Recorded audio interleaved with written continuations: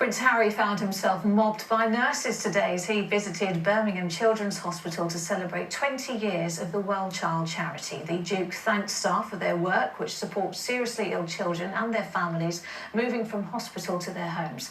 As for a reunion between Harry and his father, it's still not been nailed down, and as our royal editor Chris Shipp reports, Meghan might even come to the UK after all. Given the week he's had, Prince Harry looked surprisingly relaxed and at ease this morning. Perhaps it was the reception he was given from the nursing staff at Birmingham Children's Hospital. Perhaps it was because he was back with a charity he's worked with for 20 years. We've met before. We certainly have. Thank you again for coming in and sharing your stories. But it means so much to me now being patron for WellChild for 19 years. That means so much to me to know that the difference this charity is making to every single one of you. What is still up in the air today, however, is whether Harry will see the King, who's thought to be at his Highgrove estate this weekend, 90 minutes from here. Harry really wants King Charles to see his other grandchildren, Archie and Lilibet, and spoke about Archie during the visit today. You know who's obsessed with Lego? My son Archie. Obsessed. And he's very good at building things as well. The principal reason for Harry's visit to the UK this week is this: the event tomorrow to mark a year to go until his Invictus Games is staged in Birmingham in July next year. Harry was meant to attend this event tomorrow with Meghan by his side, but her involvement was pulled when they were told they wouldn't get any state-funded security. Meghan, however, might still be in the UK with the children, but even at this late stage, neither Harry nor his father, King Charles, have found a time and a date to meet one another. They are leaving it very late. To most other families, that kind of chaos might seem absurd, but diaries are diaries, and the King's one is filled up many weeks in advance, just like it was for the visit to London Zoo today to check on the health of their residents in the heat. At least the animals had somewhere to stay in London, however. Harry was told earlier this week there was no room for him at Buckingham Palace because he hadn't let them know in time. Just like the family reunion, it seems, they're very good at leaving things late. Squaddies, welcome back. Sit down, get comfortable, because today's story is one of those quiet ones. No shouting, no scandal headlines, no leaked memo. Just a man walking into a children's hospital doing 20 years of work most people have never even heard about. And somehow, even that, the institution found a way to make about itself. Let's talk about what actually happened in Birmingham this week. Prince Harry showed up at Birmingham Children's Hospital to mark 2 full decades, 20 years, of his patronage with WellChild, the charity that supports seriously ill children and their families as they move from hospital wards back into their own homes. 20 years. Let that sink in for a second. That's not a photo-op relationship. That's not a pop in for an hour and let the cameras catch it relationship.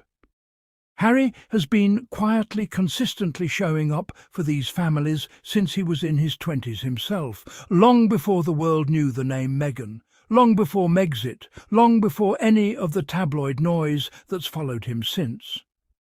And what happened when he walked through those hospital doors? He got mobbed. Not by protesters, not by trouble, by nurses. Nursing staff swarming him, cheering, wanting photos, wanting a moment with a man they clearly see as one of their own kind of hero. Because that's what WellChild is about. The nurses, the carers, the families, holding it together in the hardest moments of their lives. Harry stood there and told them, in his own words, how much their stories meant to him. 19 years as patron, he said. 19 years of watching this charity change lives. That's the story ITV News had sitting right in front of them. A genuinely warm, human moment. A prince who still, after everything, after stepping back from royal duties, after moving continents, after years of being dragged through headlines, still flies back to be there for sick kids and the people who care for them. So what did Chris Shipp, ITV's royal editor, lead with? King Charles. Of course he did. Within the first 30 seconds of that report, before we even properly get into the hospital visit, the framing shifts to whether Harry is going to see his father this weekend. Not, here's what Harry did for these families today. Not, here's 20 years of quiet charity work. No, will there be a reunion with the King? Because heaven forbid a story about Prince Harry get to just be about Prince Harry. Heaven forbid the royal rota let him have one segment that isn't secretly, cynically about propping up the King's image. And here's the part that should make your blood boil, squaddies. Buried in that same report, almost thrown away as a footnote, is the actual news. Harry wanted his other children, Archie and Lilibet, to see their grandfather. He spoke about Archie during the visit. He wants that connection for his kids. That's a father trying to build bridges for his children's sake. And what happened? Meghan's involvement in tomorrow's Invictus Games anniversary event got pulled because they were told there would be no state-funded security for her. Let that land. Meghan, the mother of 2 grandchildren the King apparently wants to see, was denied the security that would have let her step foot on British soil for this event. Not requested and refused after review. Told flatly no. And then ITV has the audacity to report, almost as an aside, that even at this late stage, neither Harry nor his father have found a time and a date to meet. As if this is just 2 busy men with clashing calendars.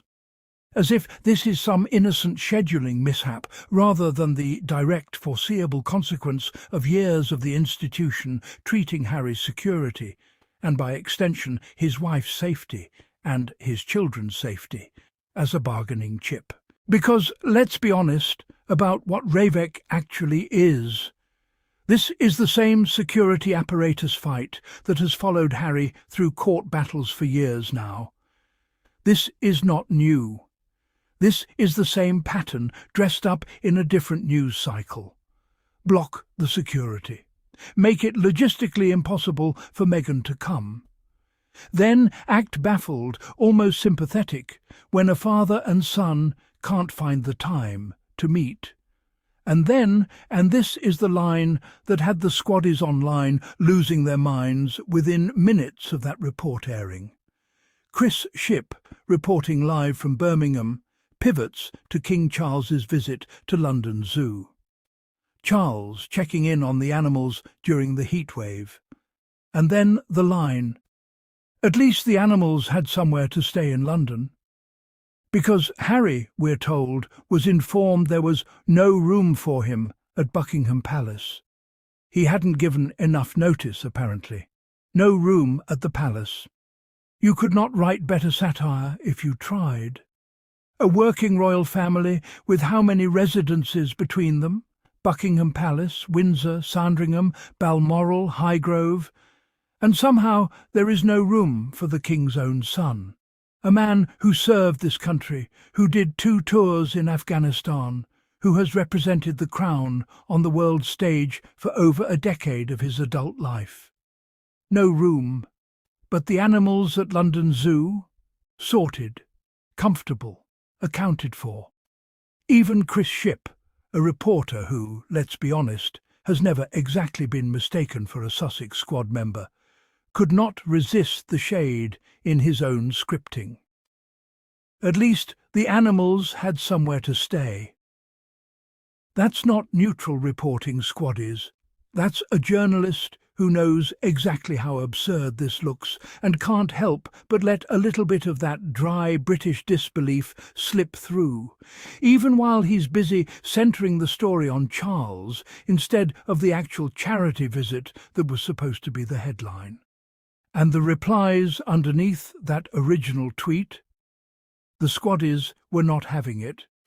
People pointing out that Chris Shipp knows a whole lot more about the appalling behaviour of Charles and William than he ever puts in his actual reporting. People calling out the absurdity of talking about no room at Buckingham Palace like it's some kind of joke rather than a genuinely embarrassing institutional failure. Somebody pointed out that WellChild's entire point was completely buried under yet another round of "will Harry see his father" speculation. And honestly, that's the tabloid machine in a nutshell. Even good news about Harry has to be repackaged as a referendum on his relationship with the King. Let's talk for a second about what this pattern actually reveals, because it is a pattern. Every single time Harry does something positive, visits a hospital, supports veterans, shows up for a charity he's quietly funded and championed for 2 decades, the UK media finds a way to drag the narrative back to the family drama. Because Prince Harry helps sick children, no drama doesn't sell papers. Prince Harry snubbed by his own father, no room at the palace. That sells. That's clicks. That's the royal rota doing exactly what it's always done. Turning a man's genuine, sustained charity work into another chapter of a soap opera about a family that, by every indication, has spent years failing to prioritise him. And look, nobody is saying Harry is blameless in every part of this. Family estrangement is never simple, and only the people inside that family truly know the whole picture. But what we can see in black and white, in report after report, is a documented pattern of institutional obstruction. Security review boards moving at a crawl. Court battles that Harry has had to personally fund and personally fight year after year, just to be able to safely bring his own children to visit the country of his birth. A father who, by his own team's admission, cannot seem to find a time and a date despite having an entire Highgrove estate 90 minutes down the road. This is the same story that's been told before, isn't it? A young royal, more popular with the public than the institution is comfortable with, slowly boxed out, made to feel unwelcome, made to jump through hoops just to exist within touching distance of the family he was born into. Diana knew that feeling. She wrote about it, she spoke about it, she lived it in front of the entire world. And here we are, watching her son navigate an eerily similar dynamic, except this time he had the resources, the platform, and the willingness to walk away from it entirely rather than be slowly worn down by it. That's not bitterness, squaddies. That's self-preservation. That's a man who watched what institutional neglect did to his mother and decided for his own children he was not going to let history repeat itself. And can we talk for a second about the sheer scale of what no state-funded security actually means in practice? This isn't a case of Meghan deciding at the last minute she'd rather skip a work event. This is a mother being told, in effect, that she cannot safely bring herself and her children onto British soil for an event tied to her own husband's charitable legacy. Every single time this comes up, the palace and its defenders in the press try to frame it as a neutral bureaucratic process, a committee, a review, a set of guidelines applied evenly to everyone. But funnily enough, this neutral process keeps landing on the same outcome over and over again, whenever it's Meghan and the children who need protecting. That's not neutrality, that's a pattern. And patterns, squaddies, are receipts. Think about the optics here for a moment, because optics matter to this institution more than almost anything else. Tomorrow's event exists to mark 1 year until the Invictus Games returns to British soil. A Games that Harry built from nothing, that has changed the lives of wounded, injured and sick servicemen and women across the world. This should be a proud moment for the country. Instead, the story going into it is about a mother blocked from attending and a father who can't seem to find an afternoon for his own son. That's not Harry embarrassing the institution. That's the institution embarrassing itself, and then handing the microphone to reporters who somehow still find a way to make it about Charles's busy diary. And let's not pretend the comment sections weren't paying attention. Squaddies picked apart this report within minutes, pointing out that Chris Ship clearly understands exactly how bad this all looks, hence the zoo dig, hence the "at least the animals had somewhere to stay" line landing exactly where it did. People in the replies were blunt about it, the palace treating "there was no room" as some kind of throwaway administrative detail, when in reality it's a family, this family specifically, being told again that they come second to the diary of a man who apparently had time for giraffes, but not for his own grandchildren. Here's the bigger picture worth sitting with. Every time Harry does the quiet work, the 20-year WellChild patronage, the Invictus Games, the Africa conservation work, all of it, the coverage cycle is the same. Brief acknowledgement of the good work, immediate pivot to family drama, immediate pivot to Charles, immediate pivot to will they, won't they reunion speculation. It's exhausting, it's manipulative, and worst of all, it's effective, because casual viewers who only catch 30 seconds of a bulletin walk away thinking this was a story about an estranged son avoiding his father, rather than a story about a charity patron of 2 decades being systemically shut out of his own homeland. Ask yourself this, squaddies: how many reunions have there been floated since 2020? How many times has the press teased, will this finally be the moment father and son reconcile, only for absolutely nothing to change? At some point, the reunion narrative itself becomes the story the institution wants told, because it keeps Charles looking like the reasonable patient parent and keeps Harry looking like the reluctant one holding out. Never mind that it's Harry flying across an ocean, Harry rearranging his schedule around charity commitments he's honoured for 2 decades, Harry who keeps showing up to British soil despite years of being made to feel unwelcome there. The one thing that has never moved, that has never budged an inch in 5 years, is the palace's willingness to guarantee the safety of his wife and children. That's the actual obstacle. Everything else is noise designed to distract from it. It's worth remembering, too, that this isn't just about one visit or one snubbed invitation. It's about a years-long pattern of institutional stalling that Harry has had to fight, at his own expense, through actual courtrooms, just to get a straight answer on his family's safety. That's not a man being difficult. That's a man exhausting every legitimate channel available to him because the institution he was born into would rather stall indefinitely than simply say yes. So here's where we land. Prince Harry spent his morning being genuinely warmly celebrated by the nursing staff of Birmingham Children's Hospital for 2 decades of real, unglamorous charity work. That is the story. That should have been the entire story. Instead, the royal correspondents of this country once again could not resist turning it into a segment about Charles, about scheduling conflicts, about security snubs dressed up as logistics. And once again, it was Meghan who paid the actual tangible price. Blocked from an event that was supposed to include her over a security decision that conveniently, endlessly, never seems to get resolved.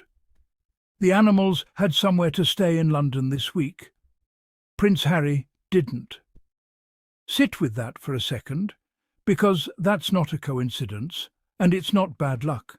That's a choice. Somebody, somewhere in that institution, made that choice, and once again the people covering it barely blinked. If this kind of reporting makes your blood boil the way it makes mine, you already know what to do. Hit that subscribe button, because this channel exists to say the things the Royal Rota won't. We call it out when the institution treats Harry and Meghan like inconveniences instead of family. We call it out when a genuinely good news story gets buried under manufactured drama. And we are not going anywhere. So subscribe, turn on that notification bell, and drop a comment below. What do you think, squaddies? Scheduling conflict or convenient excuse? I'll see you in the next one.